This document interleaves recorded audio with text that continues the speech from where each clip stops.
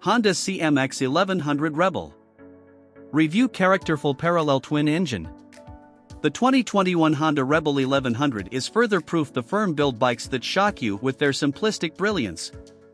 The original parallel twin CB500S were such bikes, and so was the current CB500 range that includes this REBEL's little brother.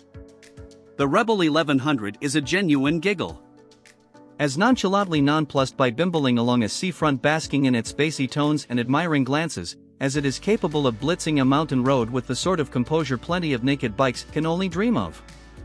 So don't dump its talents in the cruiser pool and think that its remit is the limit of its skill set. There's no escaping the SoCal styling or inherently cruisery riding position, but the chassis is a peach, the engine your peppy partner in crime, the riding experience oddly juxtaposed to its intent.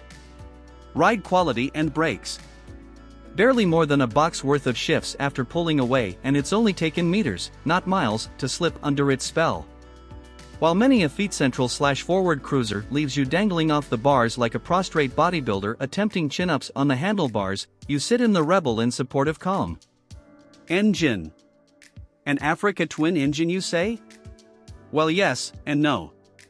Honda say the engine is largely unchanged in terms of architecture.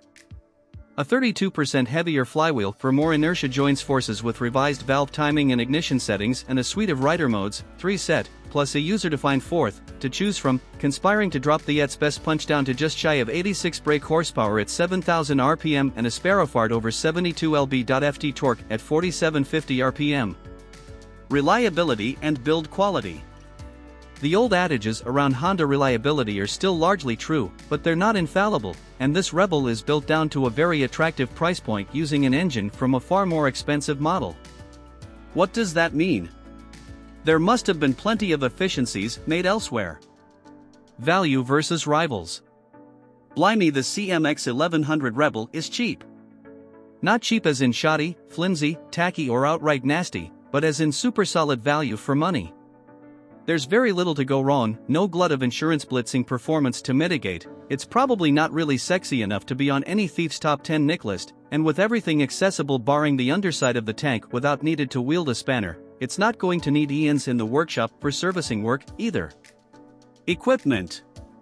You have to push very hard to provoke the REBEL, but if you can make it bite back, there's 3-mode traction control to keep things under control, plus ABS and, comically, a rather superfluous wheelie control system. Standard, rain and sport modes mete out different throttle and power characteristics, but I could find no reason to deviate from sport. There's a user mode if you're into setting your own settings, too. I'd trade the wheelie control and modes for cornering ABS, but despite some heavy braking on dirty grit-strewn roads it never got out of shape or triggered assistance. Or maybe I'd trade it for a quickshifter/blipper. The sweet gearbox would take it well, and it'd be a pleasing addition.